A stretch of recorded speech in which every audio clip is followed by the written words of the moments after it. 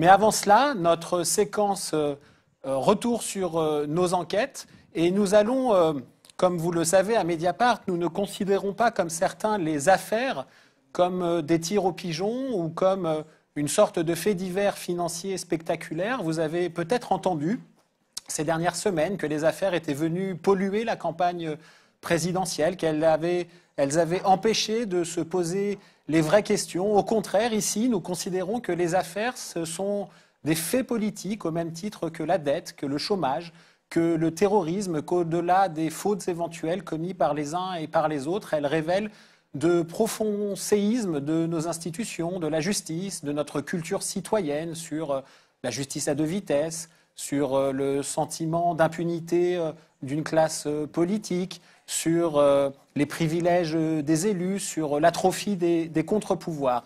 Alors dans l'exercice de transparence qui est celui que nous essayons de faire chaque semaine dans Retour sur nos enquêtes, avec 3 journalistes de Mediapart, on va essayer de vous raconter un peu les coulisses d'un journal qui a à cœur de mettre au cœur de la conversation publique les affaires pendant une campagne présidentielle. On va essayer de répondre aux questions qui fâchent, en tout cas aux questions qui peuvent se poser sur la pratique même de notre travail. Alors pour le faire, 3 journalistes, comme je le disais, que vous connaissez. Marine Turki, bonsoir. Bonsoir.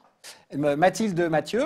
Bonsoir. Bonsoir Mathilde. Et Michel Deléan. Bonsoir. Alors, on va commencer par le début. Le début, c'est pour notre discussion fin janvier 2017. Il y a maintenant 3 mois et demi. Le canard enchaîné déchirait le ciel de la campagne présidentielle avec des révélations d'intérêt public, puisque c'était le début de l'affaire Fillon, des emplois fictifs présumés de sa famille, de sa femme Pénélope, de ses enfants, puis d'autres révélations qui suivront. Alors, la question qu'on peut se poser, c'est comment à Mediapart, qui est un journal qui, entre autres choses, s'est illustré depuis bientôt une décennie sur les terrains des affaires, comment on rebondit dans un moment comme celui-là, Mathilde, face aux révélations, comme je le disais, d'intérêt public d'un journal, Le Canard enchaîné? Alors évidemment, on ne snobe pas une information d'une importance pareille, donc on se met dessus, évidemment. En fait, on fait 2 choses. La première, c'est qu'on se pose, paradoxalement, et on regarde si on a déjà croisé François Fillon, ses problématiques d'emplois familiaux, etc., dans les enquêtes qu'on a menées auparavant. Et puis, deuxième chose, on se met en opération commando à plusieurs et on va creuser ce que sort Le Canard enchaîné. Mais d'abord, on se pose parce que finalement, les emplois familiaux, qui sont au cœur de l'affaire Pénélope, on avait enquêté dessus à Mediapart, on avait révélé de 2014 que à peu près 20% de l'hémicycle recouraient à l'embauche d'épouses, d'enfants, etc. Donc on raconte tout ça, voilà. On contextualise les révélations du Canard. Au fond, cette affaire Fillon, elle a été rendue possible par un écosystème parlementaire qui facilite, voire qui favorise l'abus d'argent public au lieu de l'empêcher. C'est l'absence de contrôle. Tout à fait, voilà, l'absence de contrôle sur ce type de pratique. Et puis, François Fillon l'a aussi croisé dans l'affaire des détournements de fonds publics sur lequel on enquêtait déjà. Et donc, très vite après Le Canard, on révèle que François Fillon, à l'époque où il était sénateur entre 2005 et 2007, a bénéficié de chèques indus de détournement de fonds publics comme d'autres sénateurs.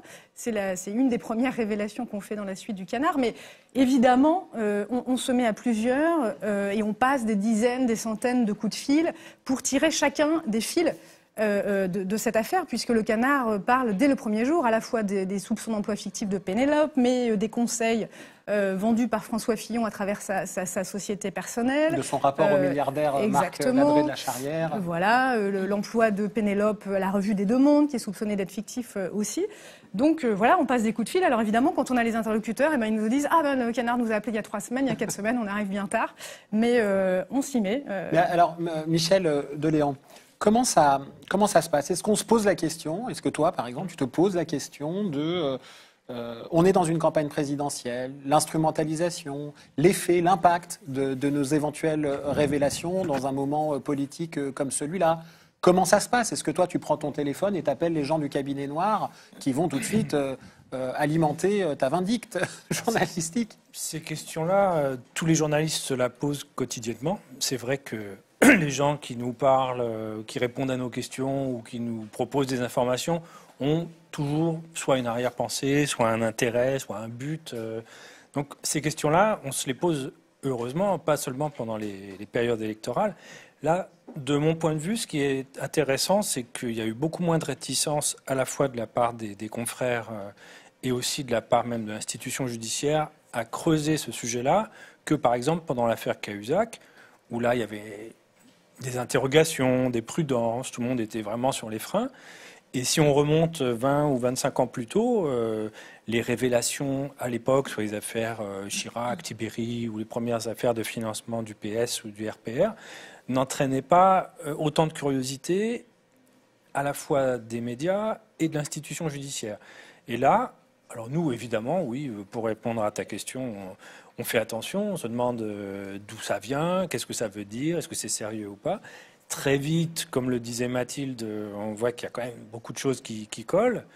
On s'aperçoit que la justice embraye très très vite. Et oui, alors ça, le fait que la justice, en l'espace de 24 heures, donc le parquet national financier, né d'ailleurs de l'affaire Cahuzac, comme de la haute autorité pour la transparence de la vie publique, embraye et ouvre une enquête préliminaire.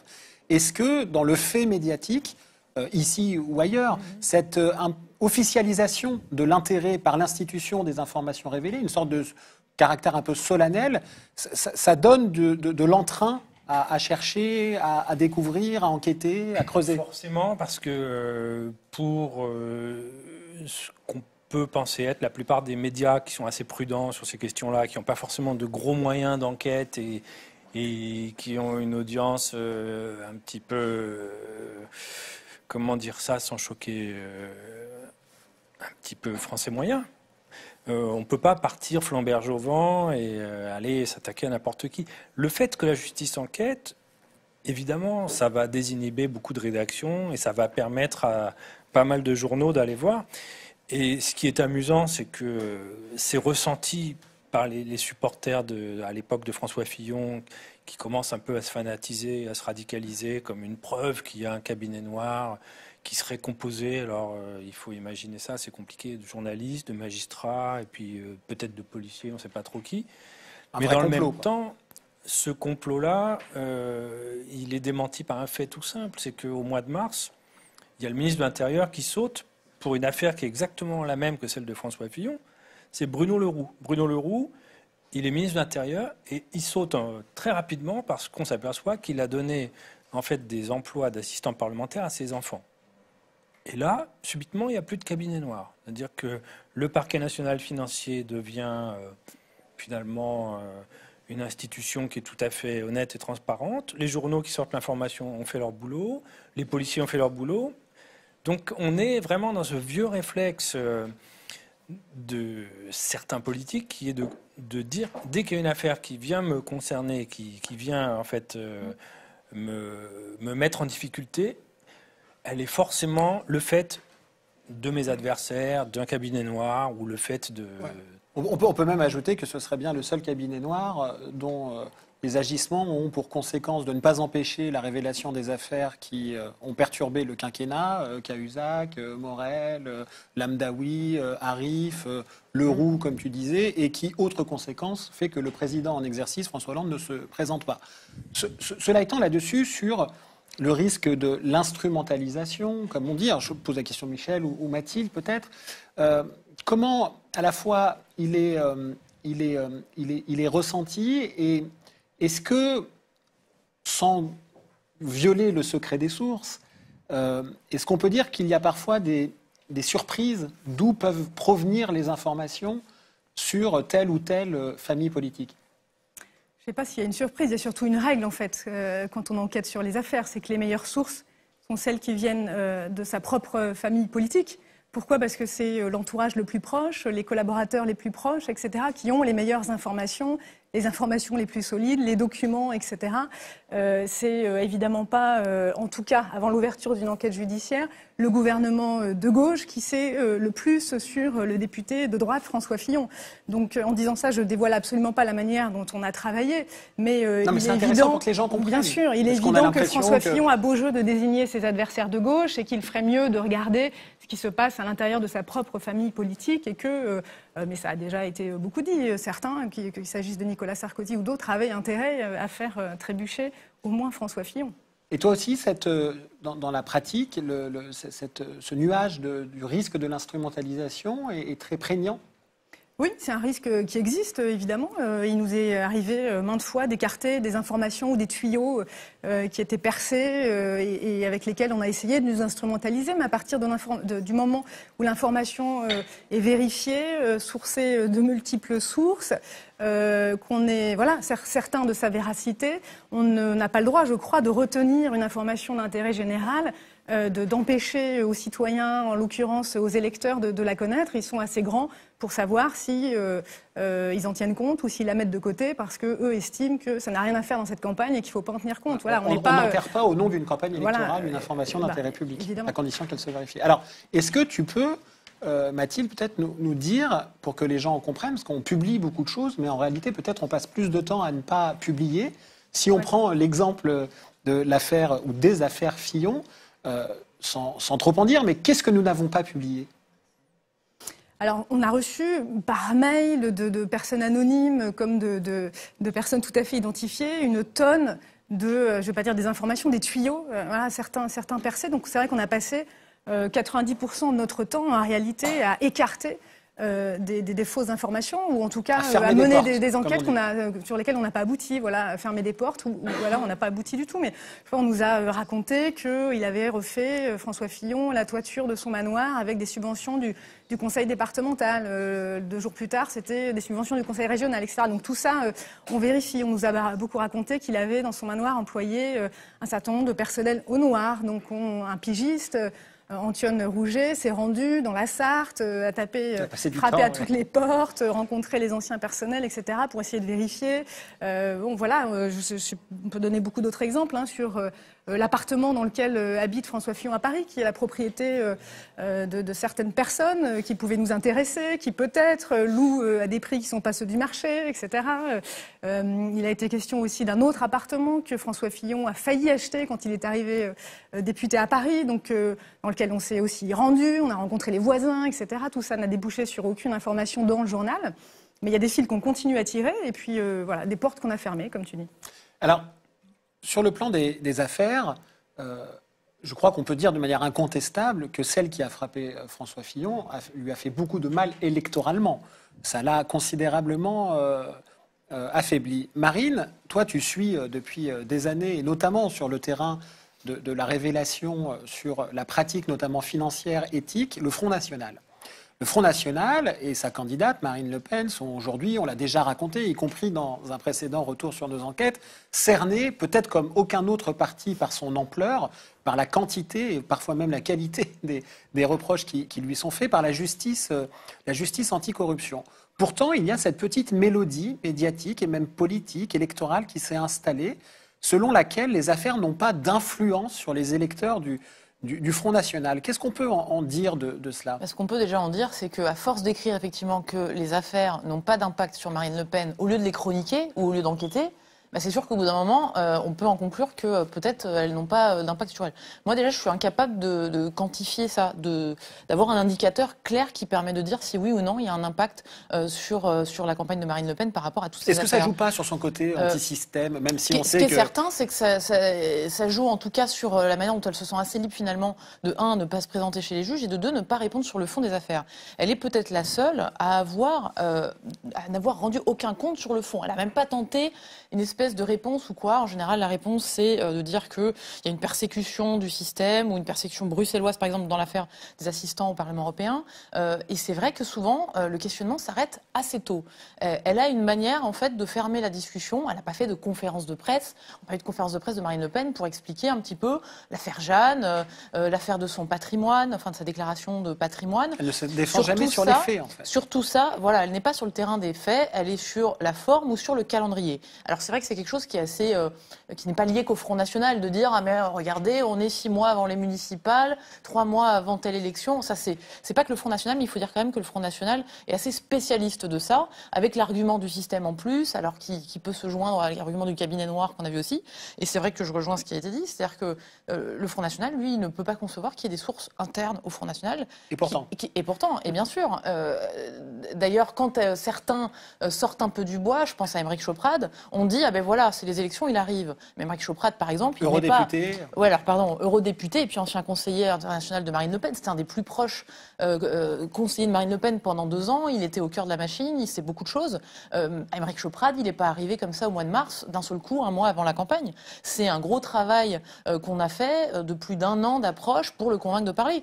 Il y en a d'autres qu'on a mis 4 ans à convaincre. Il faut comprendre quand même que tout le monde, même si on parlait des intérêts, il y a des intérêts idéologiques, il y a des intérêts de vengeance. Le tout, c'est d'en être conscient et puis de vérifier tout ça. Mais il y en a aussi qu'on met du temps à convaincre. Parce que alors, parfois, pourquoi ils viennent parler chez...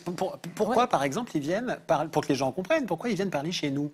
Alors, Pourquoi Mediapart, qui ne se cache pas de mener déjà, le combat, en général, ils viennent et non parler pas en le dépit de débat. ça. C'est-à-dire Voilà. que c'est un long travail vraiment de persuasion. Hein. Quel est le type de C'est-à-dire ressort? que Aymeric Choprade, on l'a pas épargné dans nos articles sur Mediapart, que ce soit dans les financements russes ou que ce soit dans les portraits qu'on a pu faire de lui. Donc ça, c'est vraiment fait en dépit de Mediapart plutôt que parce qu'on est Mediapart, évidemment. Et puis surtout, il y a cette question qui les traverse tous. Mais je peux pas m'afficher dans un site comme ça. C'est vraiment quelque chose. Donc au départ, c'est du off.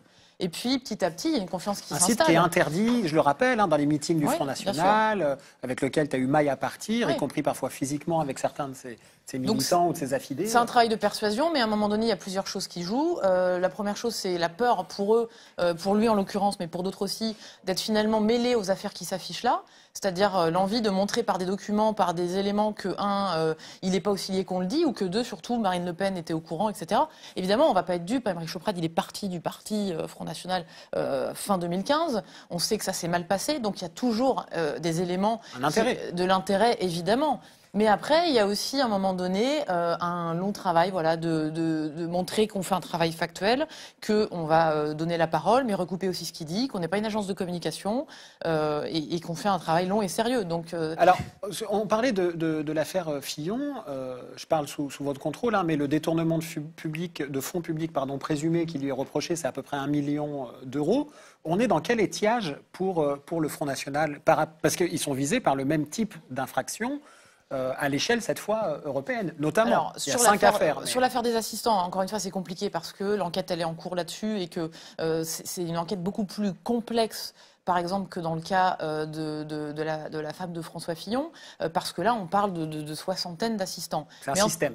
Voilà, c'est un fonctionnement très systémique, c'est très industrialisé, et il y a des vérifications énormes qui sont en train d'être faites. L'enquête préliminaire, elle a duré quand même 2 ans. Mais ce qu'on peut dire, c'est qu'en tout cas, la justice, elle travaille sur une fraude qui pourrait être de l'ordre une fraude présumée qui pourrait être de l'ordre de 6 millions d'euros. Donc 6 fois l'affaire Fillon. Minimum. Et puis, ce qu'on peut voir, c'est qu'aujourd'hui, il y a une enquête ouverte sur un système similaire au niveau du Conseil régional Nord-Pas-de-Calais, avec David Rachely, le directeur de campagne de Marine Le Pen, qui se retrouve au cœur de tout ça, où là aussi, on soupçonne des assistants parlementaires d'avoir été rémunérés par le Conseil régional et puis en fait d'avoir travaillé pour le parti. C'est la même chose à un échelon plus local. Donc effectivement, si on ajoute tout ça, ça fait des sommes astronomiques et la justice, elle se demande tout simplement si le Front National n'a pas financé son parti par tout ce système à des échelons qui vont de l'échelon local à l'échelon européen. Et Marine Le Pen, qui est patriote, qui aime la police française, qui demande la tolérance zéro et l'ordre, quand elle est convoquée par la police ou les juges, n'y va pas. Non, elle n'y va pas. Puis alors, Le Monde a raconté très bien la perquisition qui avait eu lieu quand même au siège du Front National, où c'est surréaliste quand même. Elle met un téléphone dans son soutien-gorge pour filmer les policiers pendant qu'ils perquisitionnent. D'ailleurs, c'est un petit peu une consigne qui est passée au Front National. Si vous avez des policiers ou si vous avez des journalistes, vous les filmez. Vous filmez, vous diffusez, comme un moyen d'autodéfense. Mais c'est très bizarre parce qu'elle ne se plie pas. Et comme tu dis, elle est dans un truc de tolérance zéro pour tout ce qui ne la concerne pas. Et là-dessus, elle ne se plie pas aux convocations judiciaires. Et ça, je pense, quand même joue un rôle dans la campagne. C'est-à-dire que c'est quelque chose qu'on a beaucoup entendu, que quand même, elle ne va pas chez les juges. Les autres le font. Et puis, c'est vrai que voilà, le Français moyen, quand il est convoqué ou quand il a fait quelque chose, voilà, il a volé dans un magasin ou quoi, je veux dire, il doit rendre des comptes. Et là, il y a eu un peu cette idée que malgré l'immunité parlementaire dont elle bénéficie, elle a quand même, à plusieurs reprises, pas seulement cette année, mais l'année dernière dans l'affaire Jeanne, elle ne s'est pas présentée devant les juges. Mais en même temps, l'effet médiatique, il est formidable pour elle, c'est qu'il n'y a pas d'image. Et quand il n'y a pas d'image, une affaire, elle existe beaucoup moins parce qu'il n'y a pas autant de reprises à la télévision et que, voilà, on parle de personnages qui, pour beaucoup, n'existent déjà pas. Et pour Marine Le Pen, s'il n'y a pas la sortie chez la police judiciaire ou à Nanterre, à Lecliffe, etc., ça n'existe pas. Alors, Marine Le Pen, elle est au 2e tour de l'élection présidentielle. En face d'elle, il y a Emmanuel Macron, dont on parlera tout à l'heure sur le trouble des électeurs de gauche à voter pour lui ou pas.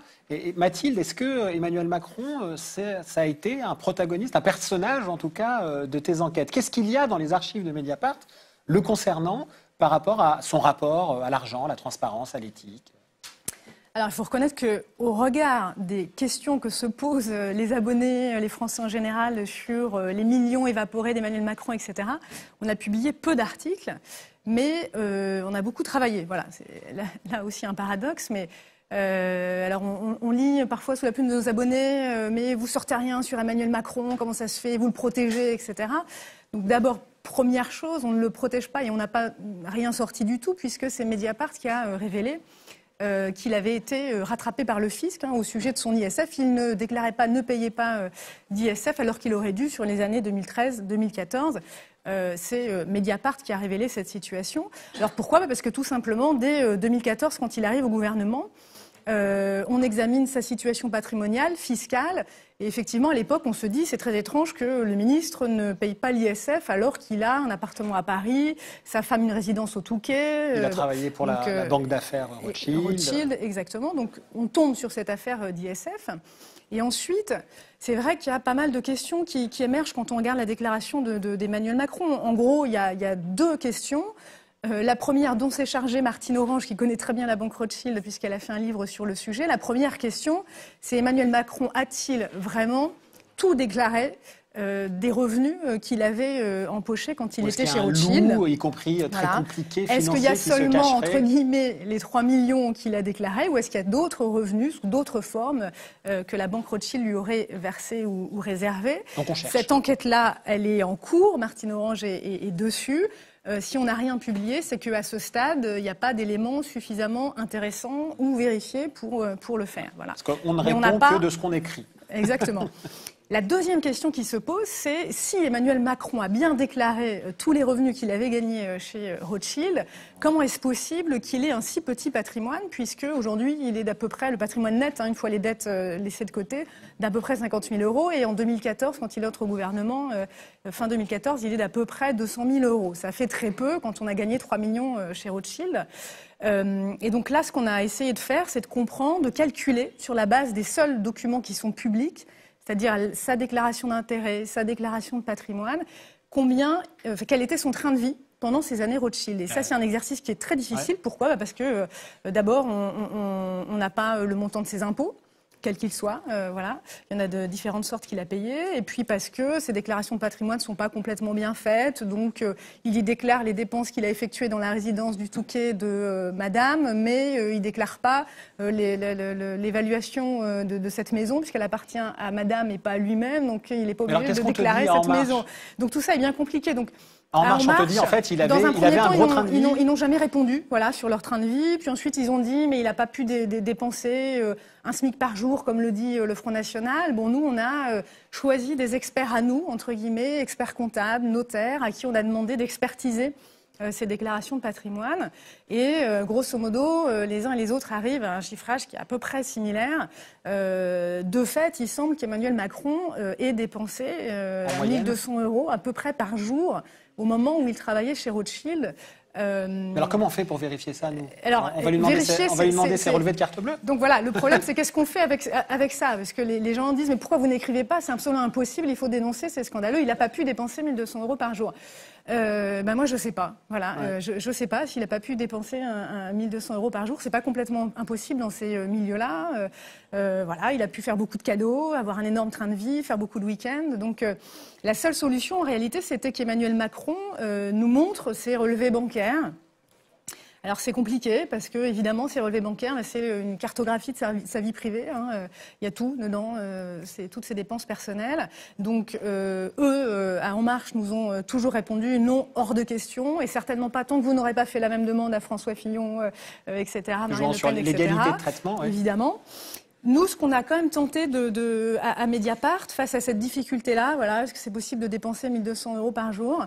Si c'est bien le cas, c'est on a essayé de monter un collectif avec des confrères, en se disant, d'abord, réfléchissons à plusieurs, voilà, avec d'autres titres, voilà, d'autres journaux, et puis peut-être proposons à plusieurs, à l'équipe d'Emmanuel Macron, non pas de publier ces relevés bancaires, mais de nous les montrer, de nous les mettre à disposition, par exemple sur une journée, qu'on puisse vérifier qu'il avait bien dépensé tout ça pendant cette période, avec la garantie qu'on pouvait peut-être lui donner que si tout ça était bien vrai, on écrirait dans nos journaux respectifs qu'effectivement il n'avait pas menti, sans pour autant donner la nature des dépenses, bien sûr, et tout en respectant sa vie privée. C'était une idée un peu en l'air. On a tenté d'en discuter avec d'autres confrères. Personne n'a saisi la balle au bon, donc c'en est resté là. Voilà, on en est là, mais c'est des enquêtes qui sont compliquées. Voilà. Alors, et on en terminera. Il y a notamment un autre personnage qui est arrivé, a fait un score magnifique à l'élection présidentielle, c'est Jean-Luc Mélenchon. Alors, on a essayé d'enquêter, notamment sur Jean-Luc Mélenchon, et c'est un peu la leçon de choses qu'on peut retirer, entre autres, de cette discussion, c'est qu'en effet, on passe plus de temps à ne pas écrire qu'à écrire.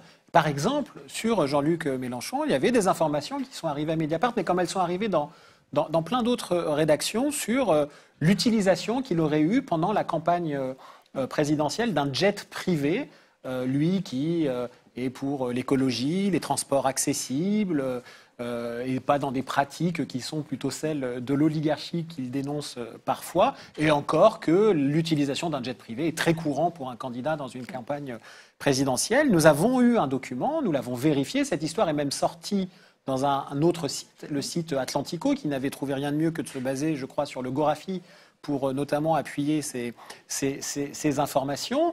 Nous avons recoupé tout ça. Nous avons vérifié, en effet, il a bien utilisé début février un jet privé. Nous avons pu remonter la propriété, à qui appartient ce jet. Alors, puisque nous ne l'avons pas écrit, nous n'allons pas le dire, mais c'est un grand patron. Mais sauf que c'est par hasard. Nous avons découvert que c'est par hasard que Jean-Luc Mélenchon, devant se rendre de Paris à Mulhouse, a utilisé un jet privé. Il n'y avait pas de train à ce moment-là. Ça n'a pas coûté cher. 2000, 2500 €, pas plus cher en tout cas qu'un voyage à 5 ou 6 avec un billet de train. Et donc nous avons pris la décision, Mathilde, on a travaillé tous les deux dessus, de considérer que ça n'était pas d'intérêt public de révéler cette information, sauf à faire un petit papier peut-être rigolard, mais qui ne relevait pas de l'intérêt général. Juste toi, tu as essayé d'appeler notamment la trésorière de la France Insoumise. Quel a été le retour là-dessus ? Oui, parce que la question principale, à notre avis, sur ce sujet, c'était est-ce qu'il y a bien une facture pour l'usage de ce jet dans le compte de campagne de Jean-Luc Mélenchon? Est-ce que c'est pas effectivement à titre gracieux qu'un grand patron lui aurait prêté son jet?